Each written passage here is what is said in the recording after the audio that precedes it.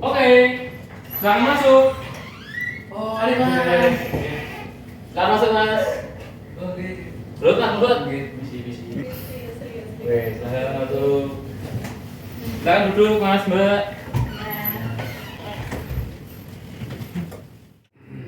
Oke, selamat datang semuanya. Selamat malam. Oke, terima kasih ya sudah meluangkan waktunya untuk menghadiri kegiatan event kelompok bersama-sama kali ini. Dan, namanya, saya kan kalian dari mana? Dari kos. Oh, mas dari kos ya? Iya. Di semua kalian dari mas, kos mas? Tahu. Tadi angkatan berapa ya? Masing-masing? Dari mas sih? Angkatan 24? Artinya 24, mbaknya juga 24 juga 23. Oh, 23. Udah masih di sini? 24. Oh, 24, oke. Gimana perasaan kalian hari ini, Pak? Senang sekali. Alhamdulillah. Patut disyukur. Iya. Ya. Sebelum kita mulai lagi, mungkin kalian semua bisa meng-scan link yang ada di sini untuk absensi. Sudah semua? Sudah. Sebelum kita mulai kegiatannya, mungkin kita bisa awali dengan berdoa terlebih dahulu. Mungkin saya minta salah satu dari kalian untuk memimpin doa. Mungkin makanya di sini untuk memimpin doa. Bismillahirrahmanirrahim. Assalamualaikum warahmatullahi Waalaikumsalam warahmatullahi wabarakatuh. Sebelum kita mulai acara pada hari ini, kita awali dengan berdoa dahulu. Doa dimulai. Doa dari Tuhan. Di sini kalian semua udah pada kenal. Oke, mungkin kita bisa perkenalan dulu nih. Mungkin kalian bisa memperkenalkan nama kalian, hobi kalian, terus sama hobi kalian sekarang. Ini bisa dimulai dari saya ya. Kenalin, saya alias saya Brilian. Jadi saya sebagai konselor kalian hari ini. Hobi saya apa ya? Main bola hobi saya. Oke, mungkin bisa Mas yang di sini bisa berkenalan terlebih dahulu. Belum. Perkenalkan, nama aku Muhammad Igra Sifatu Syakur. Halo Igra. Igra ya panggilannya Igra. Iya, saya dipanggil Igra. Oke. Dari prodi mana Mas?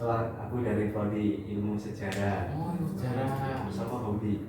Hobiku mancing. Oh, mancing. Wah, menarik sih Mas. Benar menarik. Terus. Lanjut Mas.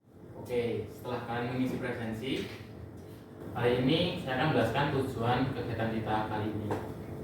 Jadi tujuan kita kali ini adalah membahas sebuah topik yang sangat dekat dengan dinamika kehidupan mahasiswa.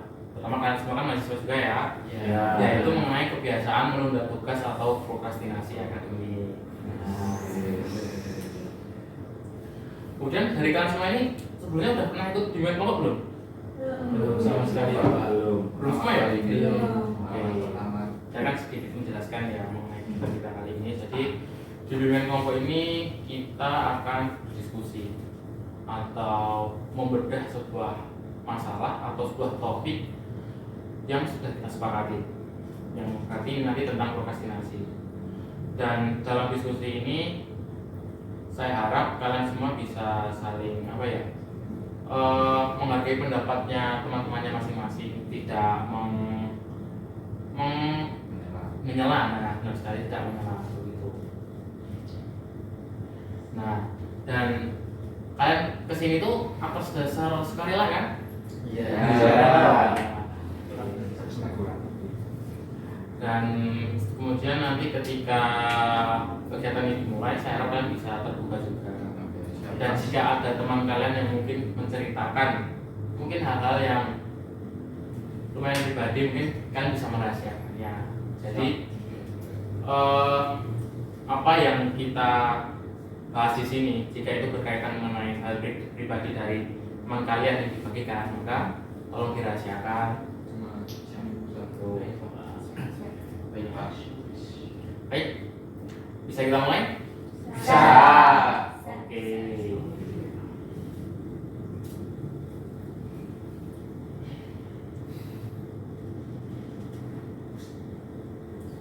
Prokrastinasi. Kalian udah pernah dengar apa itu prokrastinasi? Belum, Pak. Belum. Ini belum ada yang tahu nih. Iya. Oke, berarti saya akan sedikit menjelaskan ya. Oke. Nah, jadi prokrastinasi itu adalah sebuah perilaku atau kebiasaan seseorang menunda-nunda. Menunda apa? Menunda kegiatannya atau tugasnya. Karena konteksnya kita sebagai mahasiswa dan topiknya adalah mengenai prokrastinasi akademik, maka prokrastinasi akademik ini termanifestasi secara nyata melalui perilaku mahasiswa yang sengaja mengulur-ulur waktu belajarnya atau mengabaikan tanggung jawab akademik demi aktivitas yang lain, dan baru mulai mengerjakan tugas ketika posisinya sudah sangat mendekati tenggat atau pengumpulannya. Nah, kalian semua pernah ngalamin? Pernah. Ya. Oke, baiklah. Oke, selanjutnya di sini ada faktor internalnya. Mungkin masa yang di sini bisa membacakan. Oke. Faktor penyebab internal kepribadian, rendahnya kesadaran diri dan kedisiplinan membuat sulit mengatur waktu dan tanggung jawab. Sifat impulsif membuat mudah teralihkan hal lain. Terus pola pikir dan emosi, adanya cara pandang yang keliru seperti menganggap diri sendiri mampu mengerjakan tugas dengan efektif dan efisien jika mepet deadline, dan menganggap tugas hanya bisa dikerjakan saat suasana hati sedang enak saja. Nah, oke, dari yang disampaikan oleh Mas Anies tadi, kira-kira dari kalian paham nggak nih? Paham. Ya, oke. Kita lanjut nih ya. Nah, di sini ada faktor eksternalnya. Nah, siapa nih yang mau baca? Jadi saya Oke. baik dari faktor eksternal yaitu ada karakteristik tugas yang dianggap terlalu sulit, membosankan atau isinya tidak menarik minat, serta pandangan bahwa materi tugas tersebut tidak ada kaitannya atau tidak berguna bagi kebutuhan diri sendiri, buat mahasiswa cenderung menghindari dan menunda pekerjaannya. Lalu yang kedua adalah kondisi situasional, yaitu lingkungan fisik tempat belajar yang bising, penuh gangguan atau fasilitas yang tidak mendukung kenyamanan, serta distraksi dari notifikasi handphone. Lalu yang terakhir adalah lingkungan sosial itu sendiri, yaitu pengaruh teman sebaya yang lebih sering mengajak bersantai, melakukan kegiatan hiburan, serta kurangnya dukungan atau dorongan dari teman sebaya tersebut. Oke. Kalau kalian sudah mengerti? Mengerti. Oke. Maaf. Selanjutnya, nah di sini ada video teman-teman. Mungkin kalian bisa lihat videonya terlebih dahulu ya. Siap.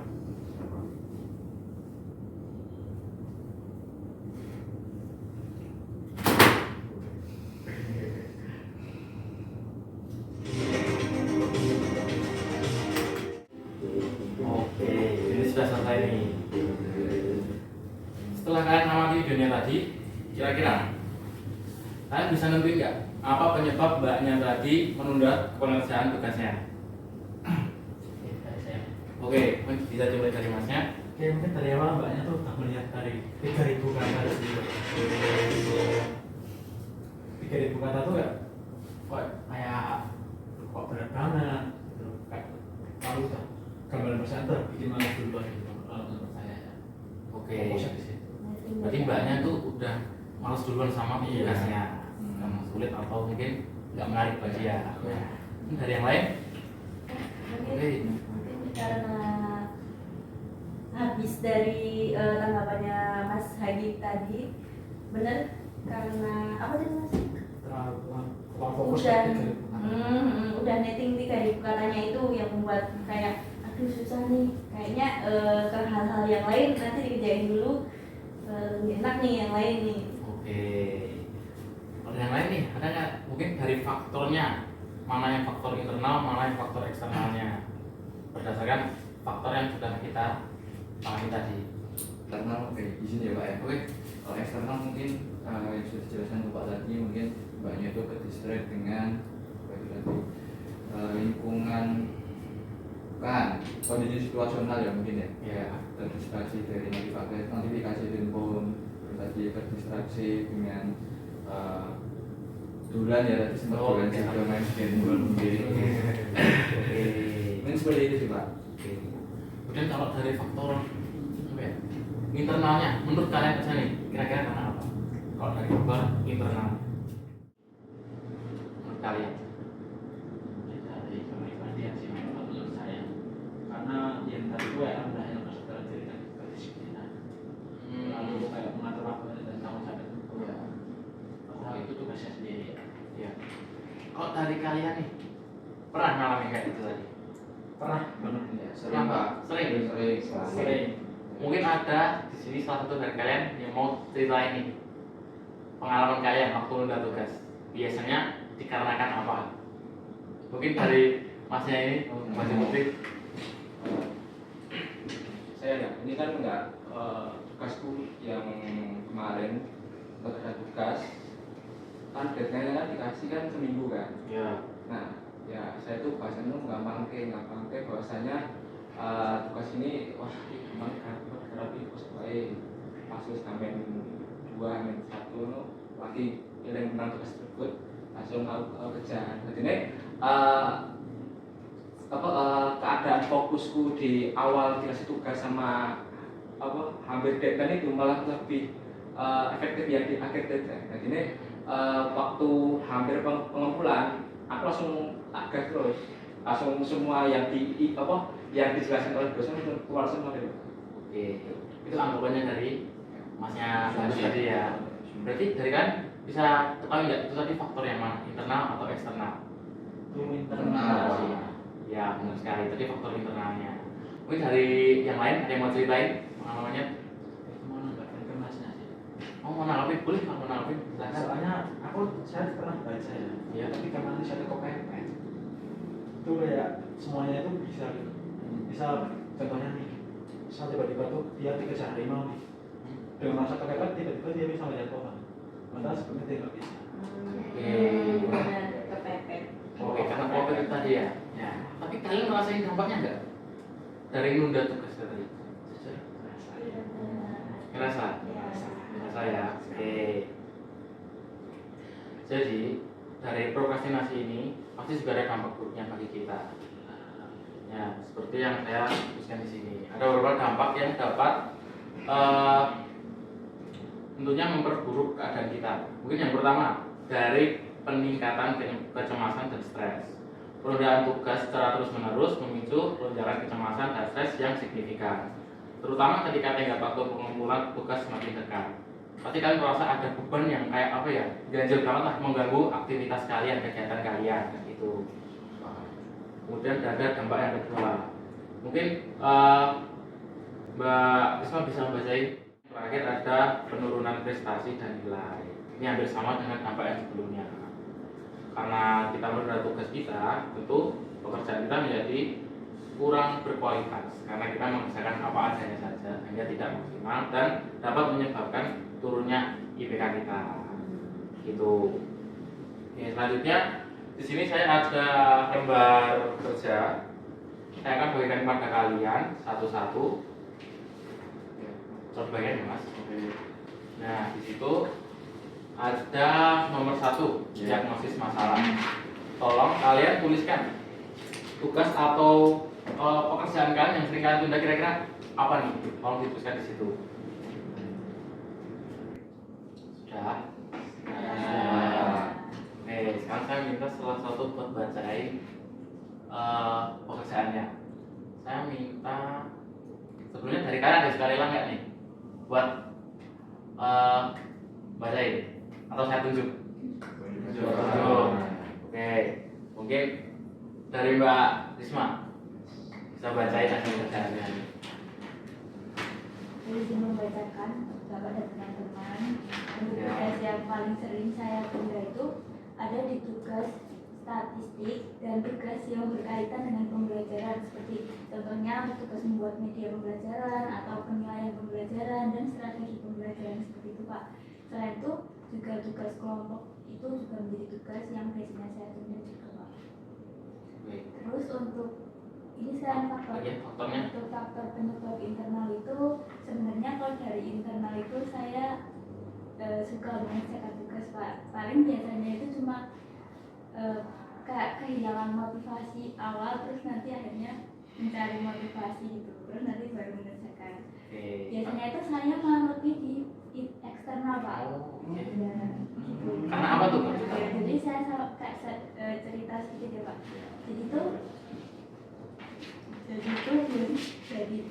Jadi Oh iya. Jadi contohnya itu seperti di yang statistika. di prodi saya itu, di kelas saya itu biasanya kalau kita mengerjakan itu menunggu teman gitu Pak. Oh, Iya. Mana tuh? kenapa itu? Karena di situ kan soalnya susah ya Pak. Iya. Ya jadi itu kayak, ini kalau punya kamu gimana gitu. Oh. Ya. Nah terus nanti kalau temennya belum ada yang mengerjakan ya nggak ada yang mengerjakan. Biasanya mengerjakan itu PC-nya, nanti PC-nya mengajarkan ke teman-teman. Terus selain itu penyebabnya itu juga saya itu sedikit kesusahan membagi waktu antara organisasi dan juga kayak kan ini lagi banyak banget survei ya Pak. Kalau Pak itu kita tuh survei dan surveinya tuh biasanya memakan waktu-waktu yang harusnya buat mengerjakan tugas seperti itu Pak. Ya, jadi itu faktor penyebab eksternal saya sering menunda tugas. Jadi dari banyak lebih ke faktor eksternalnya ya yang menyebabkan menunda tugas. Dari teman-teman yang lain ada tanggapan nggak nih dari apa yang disampaikan oleh Mbak Risma? Sebetulnya sorry ya Pak Ya, menariknya tadi di faktor eksternalnya sih. kenapa tuh? Kok bisa itu loh kalau mengerjakan tugas individu tapi saling menunggu. Nah, Itu faktor apa itu? Oh, Kan kasihan tuh membebani istilahnya yang jadi PC makul tersebut. Ada kan benar juga dibantu kami Pak, itu saya membantu. Oke, langsung ada klarifikasinya nih. Oke, ini bisa apa ya? Seperti itu sebenarnya sering ya terjadi di kehidupan perkuliahan. Mungkin dari prodi-prodi lain juga terjadi hal seperti itu. Di mata kuliah tertentu mungkin motivasi untuk mengerjakannya sedikit karena mata kuliahnya sulit atau berat sehingga apa ya, bahkan teman-teman satu kelas pun juga pada nggak suka sama mata kuliahnya. Ya. Udah. Lanjut. Di sini ada soal nomor 2. Nah, di sini mungkin kalian bisa tuliskan kira-kira apa target akademik yang ingin kalian capai setelah tidak menunda tugas lagi. Kemudian yang di bawahnya tuliskan dampak buruk yang sering kalian rasakan dari menunda tugas ini. Oke, sudah nih. Hasilnya sudah ya. Oke, setelah kalian mengisikan, saya ingin kalian buat bacain lagi pekerjaan.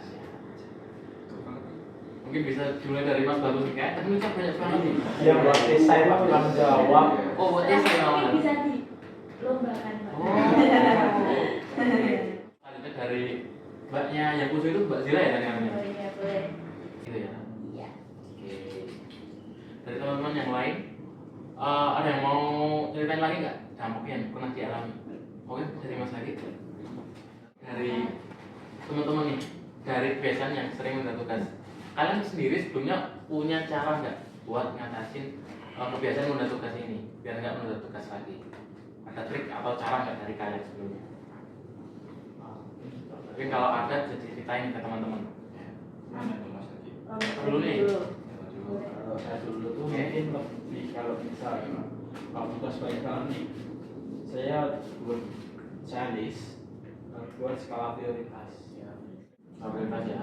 Dari Mbaknya sana tadi mau Nek, kalau dari aku itu yang pertama ini dulu mengumpulkan motivasi. Contohnya ini kayak inget, aduh aku di kos aja tinggal ngerjain tugas, bapak ibu nyari uang, banting tulang kayak gitu. Terus paling yakin gitu loh, dan cari uang tinggal kuliah, tinggal duduk ngerjain gitu. Nggak, kita harus kerjain, aku harus kerjain. Nah, di situ baru aku kayak triknya Mas Hadi, bikin list, sekiranya tugas yang paling mepet itu apa. Baru di Oke. Di sini saya juga akan memberikan sedikit apa ya mungkin seperti cara-cara nih buat mengatasi yang namanya prokrastinasi. Siap. Di sini ada beberapa ya teman-teman. Yang pertama seperti yang disampaikan oleh Mbak Zila dan Mas Hadi tadi, ada yang namanya skala prioritas nih. Tadi udah dijelasin. Kalian udah paham belum? Atau mau saya jelasin lagi?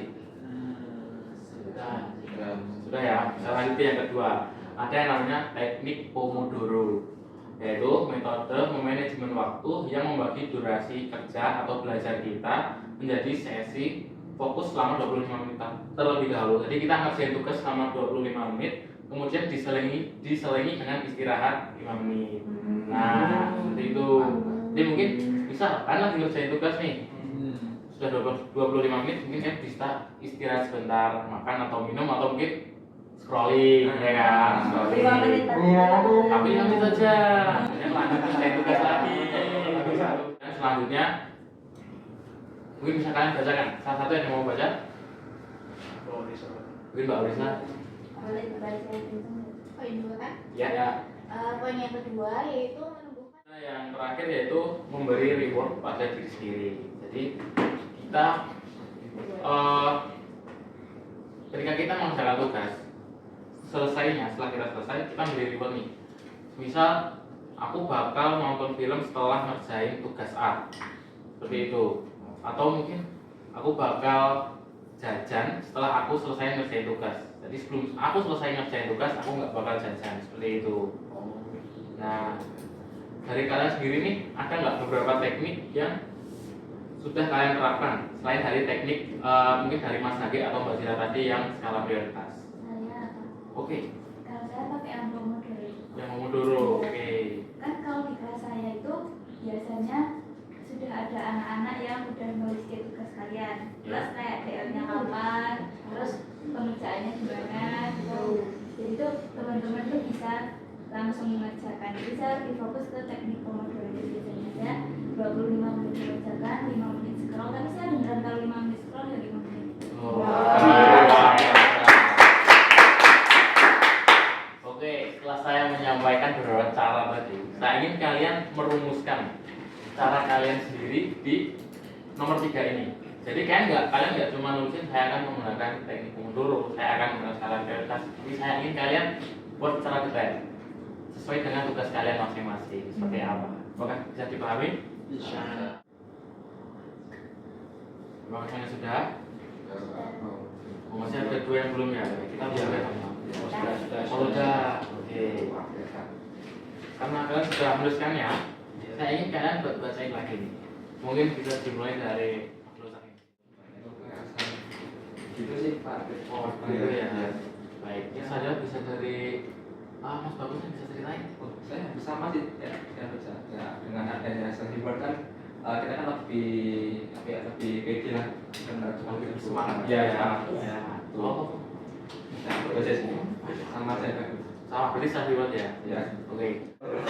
Setelah kalian mengisikan lembar ini, saya masih ada 1 lembar lagi lembar kerja.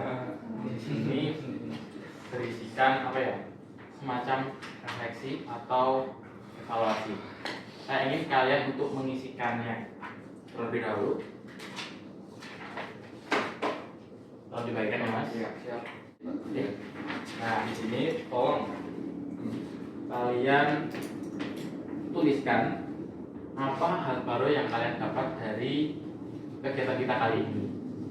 Kemudian apa yang kalian tuliskan, bagaimana perasaan kalian setelah mengikuti kegiatan kali ini.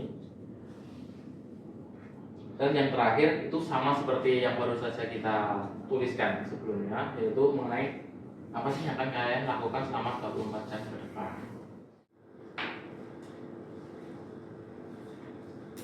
Sudah ya. Oke. Terus saya minta 2 atau 3 orang dari kalian buat nyampein kira-kira apa yang sudah kalian dapat dari kegiatan kita kali ini dan kira-kira bagaimana perasaan kalian sekarang. Mungkin dari Mas Igro. So ini Iya. Jadi wakilkan nih. Ya, satu hal baru yang saya sadari bukan alasan mengapa saya sering menunda tugas.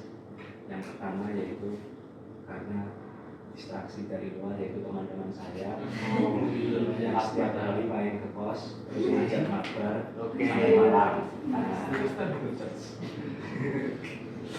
Terus juga itu juga ada kesalahan dari saya sendiri yang terlalu gampang tugas sih. Saya menganggap tugasnya gampang, nanti aja lah kerjainnya. Nah gitu. Terus perasaan setelah mengikuti ini saya jadi bisa introspeksi diri. oh keren. Mungkin semoga nanti ke depannya tidak menunda-nunda tugas lagi. Amin. Semoga. Baik. Terus langkah kecil nyata seperti tadi yaitu membuat skala prioritas. Oke, mungkin tugas yang paling mendesak akan saya kerjakan.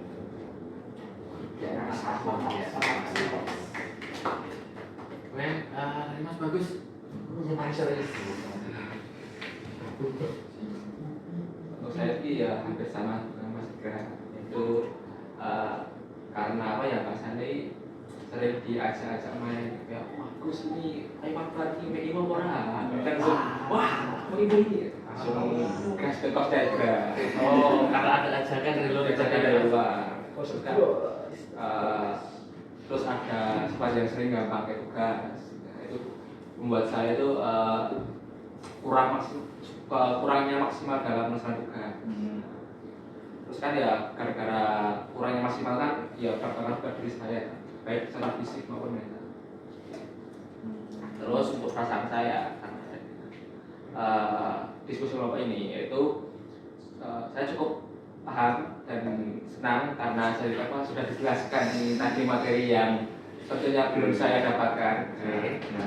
Ya ini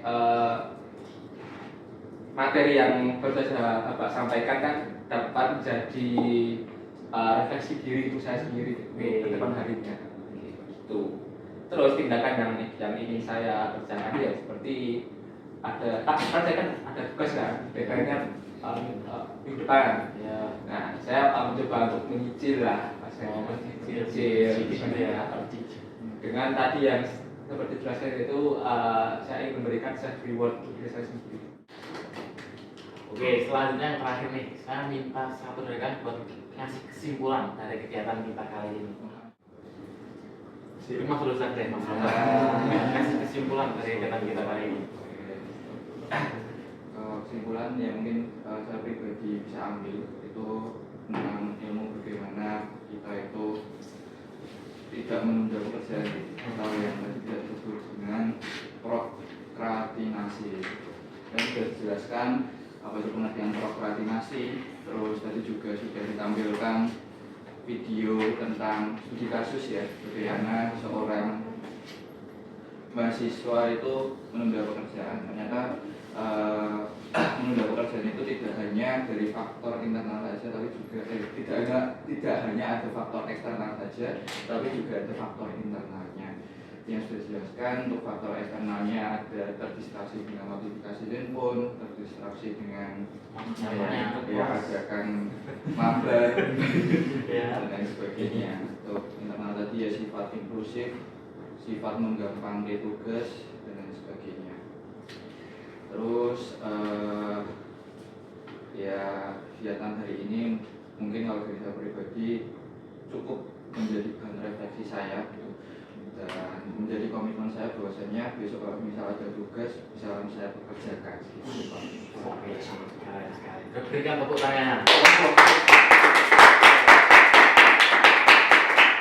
Oke, sekarang kita sudah ada di akhir dari kegiatan kita hari ini dan juga sama menyalakan waktunya sudah 1 jam lebih. Itu. Oke, jadi saya harap dari kegiatan kita kali ini kalian dapat melakukan apa yang sudah kalian rencanakan tadi dari strategi untuk cara mengatasi prokrastinasi atau menunda tugas kalian.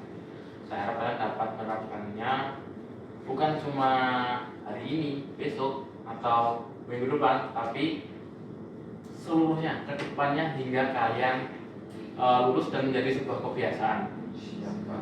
Dan semisal untuk memantau perkembangan kalian nantinya ke depannya, saya berencana untuk melakukan sebuah akan memantau perkembangan kalian melalui grup. Jadi nanti kita akan buat grup buat memantau bagaimana perkembangan kegiatan kalian, cara mengatasi prokrastinasi kalian, apakah berdampak baik atau masih sama saja. Dan nantinya jika masih sama saja, mungkin kita dapat melakukan bimbingan kelompok, atau jika lebih mendesak lagi kita akan bisa melakukan yang namanya konseling. Seperti itu. Oke, mungkin itu saja yang dapat saya sampaikan kali ini. Kurang lebihnya mohon maaf, dan apabila ada salah kata mohon dimaklumi, karena satu-satunya manusia pasti tidak sempurna dan ada salahnya. Baik, silakan jika ingin meninggalkan. Ya, tolong inginnya nanti kalian bawa pulang untuk bahan refleksi kalian di Indonesia. Gitu ya. Terima kasih. Baik, saya antar itu Pak.